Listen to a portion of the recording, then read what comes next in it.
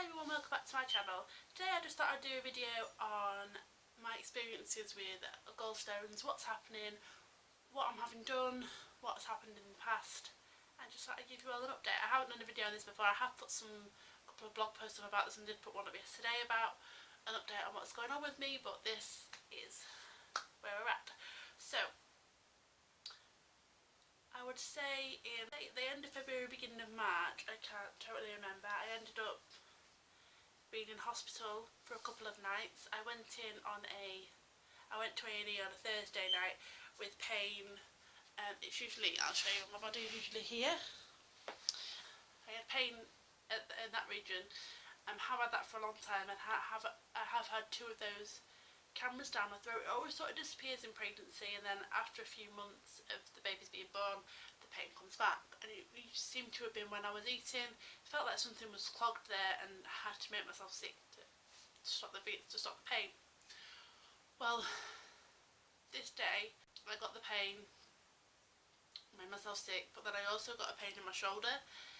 And it was really quite painful, and I just felt not good at all. This was on a Thursday, so I left it, obviously, until it got too late, and then it was like 8 o'clock at night. I thought, no, I need to get to A&E, this isn't happening, it's not going anyway.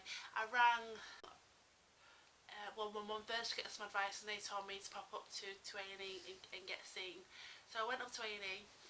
I had to, obviously Gareth couldn't come with me because the kids were here, and I couldn't drive myself because I was in so much pain. So my friend took me up to the hospital, and I was seen by the triage nurse to start with. She took my history of what's been happening, and then she took my blood pressure, pulse, everything like that, and she asked me to go and sit back in the waiting area. But then she came straight out to the waiting area and said, your pulse is too low, you can't be sitting here waiting. So I was taken through to the back into a cubicle, and I was put onto a bed. I then had an ECG because the pain was in my shoulder, and it was hurting when I breathed in. The pain got quite bad.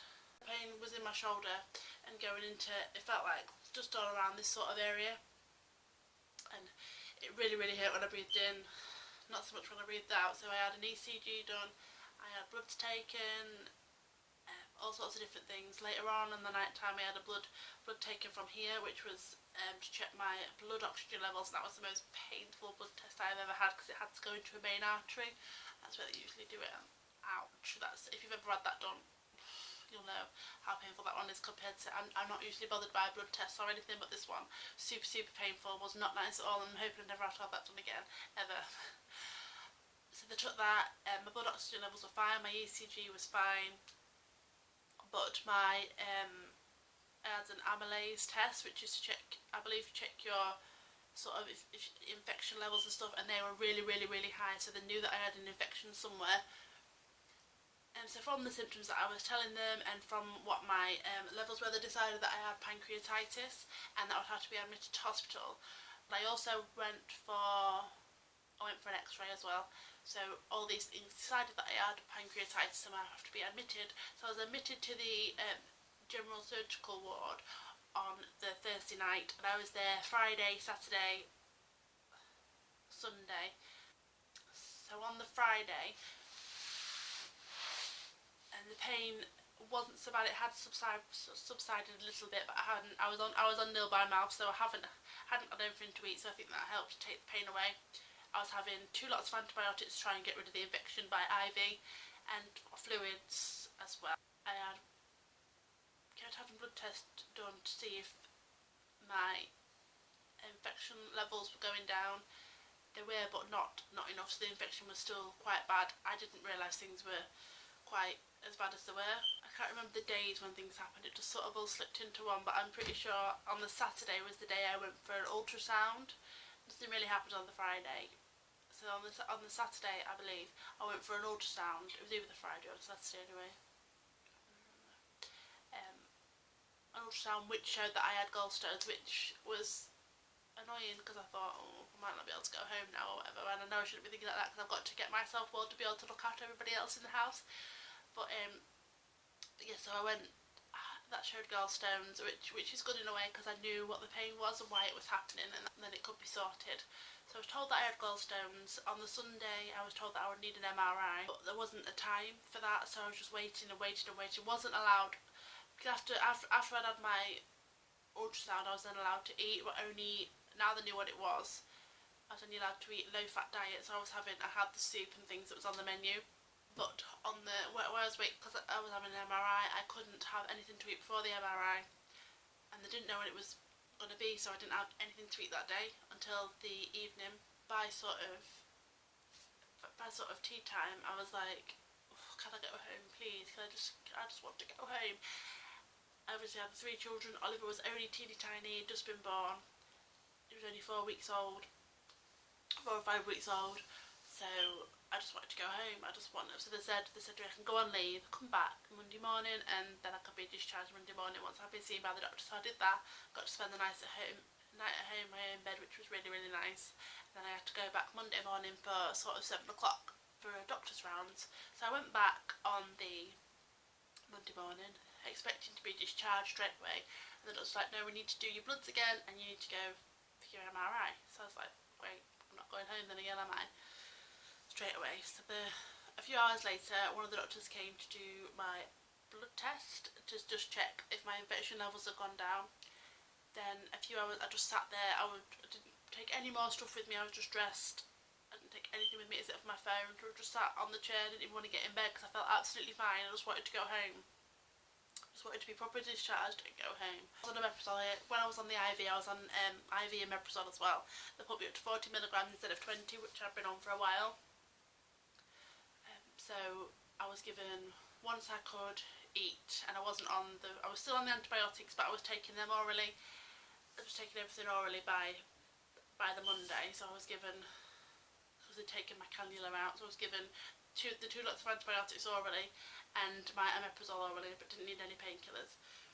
So a few hours after I'd had my blood test, the other doctor came back, and she said that they've gone down and that I would be able to go home. And she explained that the doctor had said that my MRI was going to be done at outpatients. Well, nobody had told me this at this point. I was still thinking I'm going to be here all day waiting for this blinking MRI. It's not going to happen again. It's going to be no time for me again.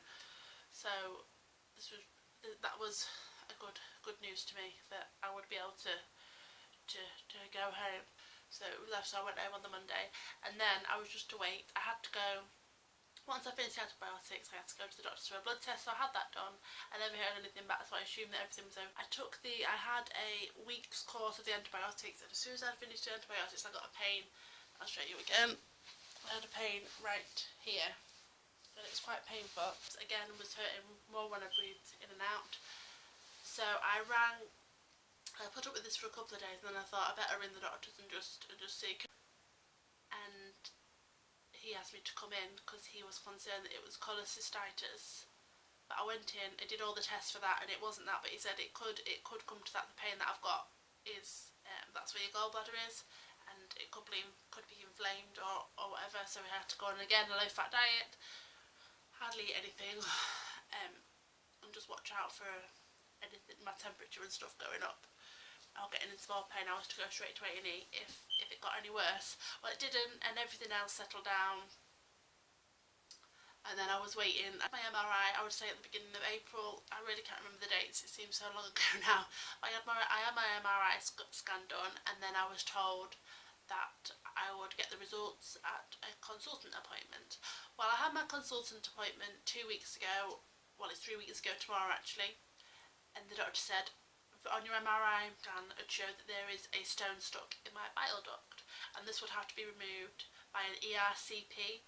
I will write what the full name is along here because it's a really long name and I'm no way going to remember what it is, but ERCP is what I've got to have the stone that is stuck in my bile duct removed before I can have my gallbladder removed completely. So I filled in the form, said it will be urgent, and when I took my form out, the sister said it will be within 2 weeks that I will have had the thing done. I haven't had it done yet, and it's 3 weeks tomorrow. So I am going into hospital next Wednesday to have my ERCP done. I will be stated for this. What it is it's a camera down my throat, down to where the bile duct is. They will, as far as I'm aware, put an incision in the bile duct to take the stone out. I have had the camera down my throat before, 2 times, and I wasn't sedated for that, but that was just to look. That was when they thought I had a hiatus hernia due to where my pain used to be.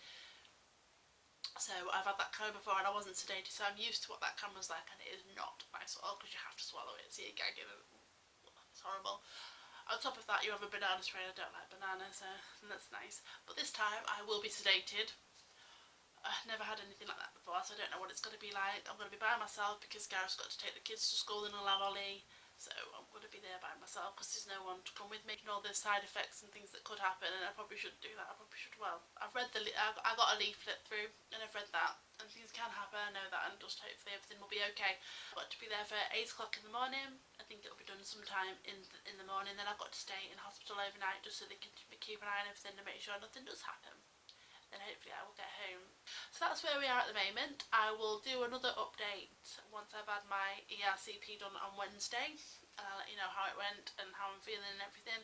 Thank you for watching. If you like the video, please give it a thumbs up. I know it's completely different to any of my other videos that I've done, but I thought I wanted to keep you updated on what's happening with me. If you haven't subscribed already, please do, and there will be another update next week on how I'm getting on after I've had my ERCP. Thank you for watching.